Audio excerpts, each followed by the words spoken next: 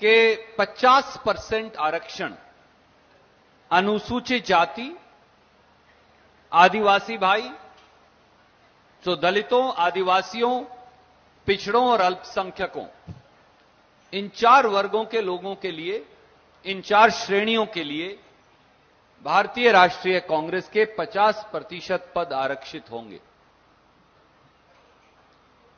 इसके साथ साथ दिस इज वर्टिकल रिजर्वेशन। पहली बार कांग्रेस ने, जैसा श्रीमती सोनिया गांधी, राहुल जी, खड़गे साहब कहते आए हैं, हॉरिजॉन्टल रिजर्वेशन का भी प्रावधान किया है। हॉरिजॉन्टल रिजर्वेशन के मायने हैं कि उदयपुर डिक्लेरेशन में 2 बड़े प्रस्ताव पारित हुए थे कि कांग्रेस में आधे लोग 50 अंडर 50 होंगे, वो पुरुष भी हो सकते हैं, महिलाएं भी हो सकती हैं। तो 50 अंडर 50 प्लस महिलाएं एज ए सेपरेट कैटेगरी, उनका रिजर्व्ड कैटेगरी में भी 50% हिस्सा होगा और बाकी 50% जो बचे उनमें भी उनके लिए 50% यानी कुल का 25% वहां भी आरक्षित होगा।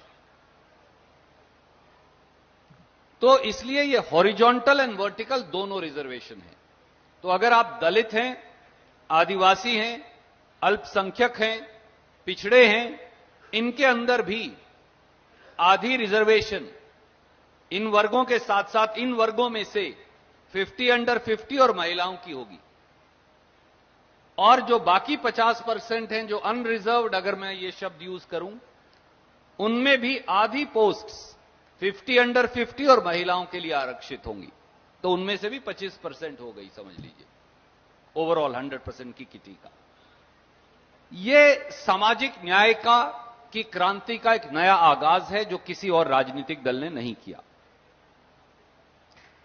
दूसरा संशोधन है आधुनिकता के साथ कदम ताल मिलाने का। अभी तक सब राजनीतिक दल समेत भारतीय राष्ट्रीय कांग्रेस के पेपर मेंबरशिप करते हैं।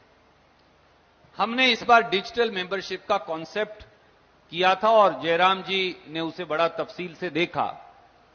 लगभग हमारी 60 से 70% मेंबरशिप डिजिटल हुई।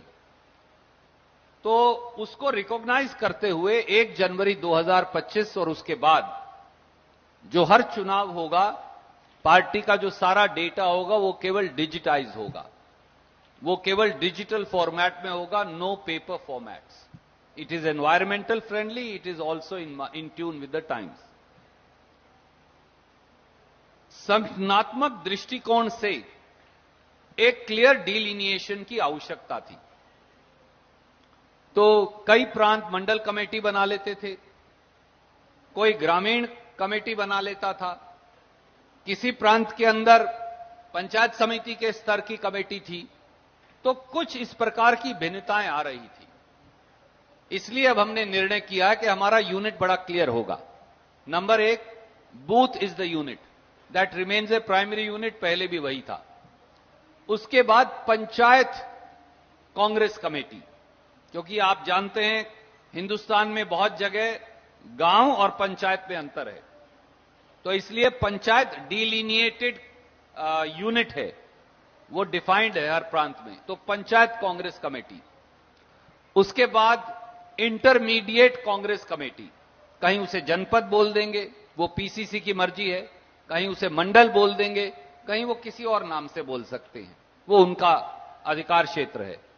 उसके बाद ब्लॉक कांग्रेस कमेटी, जिला कांग्रेस कमेटी और प्रदेश कांग्रेस कमेटी। तो बूथ से लेकर और प्रदेश तक एक क्लियर डिमार्केशन करने की व्यवस्था हुई है। चौथा, समय बदल गया और बदलते समय में ट्रांसजेंडर, थर्ड जेंडर जिसे हम कहते हैं, वो एक और कैटेगरी है। यह भी सच है कि कोई व्यक्ति, हम हमेशा पिता का नाम देते हैं, पर अगर कोई मां का नाम देना चाहे तो उसके लिए हमारे फॉर्म्स में प्रावधान नहीं था। हम हमेशा पति का नाम लिखते हैं, अगर पति हो तो वो पत्नी का नाम क्यों नहीं लिख सकता। तो ये सारे संशोधन जो महत्वपूर्ण हैं, प्रगतिशील हैं, ये किए हैं।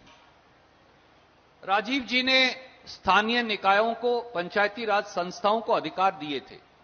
कांग्रेस और दूसरे दल भी अब अपने अपने सिंबल्स पर बहुत जगह लड़ते हैं।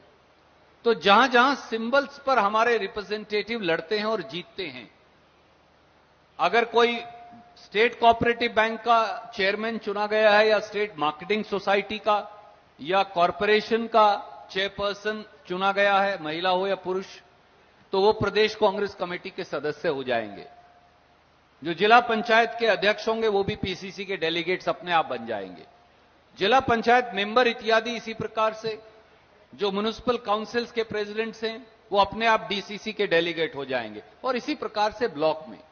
तो जो चुने हुए कांग्रेस के प्रतिनिधि हैं उनको रिकॉग्नाइज करके उनको स्थान दिया गया है। इसी प्रकार से CLP leader, former chief ministers वो ऑटोमेटिक पीसीसी के डेलीगेट नहीं थे अब तक, तो उन सबको भी रिकॉग्नाइज करके पीसीसी का डेलीगेट बनाया गया है।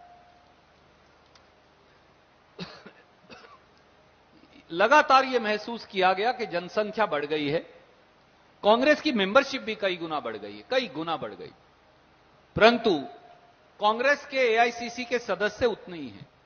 8 डेलीगेट्स पर एक सदस्य चुना जाता है एआईसीसी का, उसे हमने कम करके 6 किया है, ताकि कांग्रेस के इलेक्टेड एआईसीसी मेंबर्स की संख्या में लगभग 400-450 मेंबर्स का इजाफा हुआ है और ज्यादा लोगों को मौका मिल पाएगा, नुमाइंदगी होगी। कॉप्टेड 15% ऑफ इलेक्टेड थे, कई ऐसे सेक्शंस हैं जो रह जाते हैं, तो इसलिए 15 से उसे बढ़ाकर 25% किया गया है। जब एआईसीसी के मेंबर बढ़ गए, कॉप्टेड मेंबर्स बढ़ गए, तो स्वाभाविक तौर से सीडब्ल्यूसी की संख्या पिछले लगभग 30-35 साल से, जो मैंने हमारे वरिष्ठ साथियों से पूछा, वो 23 नंबर पे रोक रखी है। 23 members will be of CWC plus Congress president plus chairperson और leader of the Congress parliamentary party, they are automatic members. तो इसलिए हमने उस 23 को बढ़ाकर 35 कर दिया। 35 में से 18 इलेक्टेड होंगे, 18 में से आधे आरक्षित होंगे, 35 में आधे आरक्षित होंगे, 35 में 50% SC, ST, OBC, minority, youth, women in quota से आएंगे, ताकि उनको सीडब्ल्यूसी के अंदर भी नुमाइंदगी दी जा सके। बाकी 17 पहले भी नॉमिनेट किए जाते थे, अब भी नॉमिनेट किए जाएंगे। और जो फॉर्मर प्राइम मिनिस्टर्स हैं कांग्रेस के या सिटिंग प्राइम मिनिस्टर हैं, वो ऑटोमेटिक सीडब्ल्यूसी के मेंबर नहीं हैं, तो उनको रिकॉग्नाइज किया गया है पहली बार। फॉर्मर कांग्रेस प्रेसिडेंट्स, लोकसभा राज्यसभा में जो हमारे लीडर साहिबान हैं वो सीडब्ल्यूसी के मेंबर नहीं है, तो अब ये सारे लोग भी ऑटोमेटिक सीडब्ल्यूसी के मेंबर होंगे। इन दिनों में कांग्रेस ने पॉलिटिकल अफेयर्स कमेटी का गठन किया है, तो उसको हमने फॉर्मल रिकॉग्निशन दी है कॉन्स्टिट्यूशन में। कांग्रेस की सदस्यता की फीस भी 5 रुपया से बढ़ाकर 10 रुपया की है, जो रिकमेंडेशन स्टेट से होकर आई थी, और थोड़ी थोड़ी fees AICC member, DCC, PCC की बढ़ाई। ये कुछ संशोधन है। हम सबका यह मानना है कि सामाजिक न्याय की दृष्टि से यह संशोधन, अगर यह महाअधिवेशन मंजूर कर लेता है, तो अपने आप में यह एक नए इतिहास की संरचना होगी और पूरे देश के राजनीतिक दलों के लिए यह एक प्रेरणा का स्रोत होगा कांग्रेस का संविधान, कि किस प्रकार से समाज के सब वर्गों के साथ न्याय हो। धन्यवाद।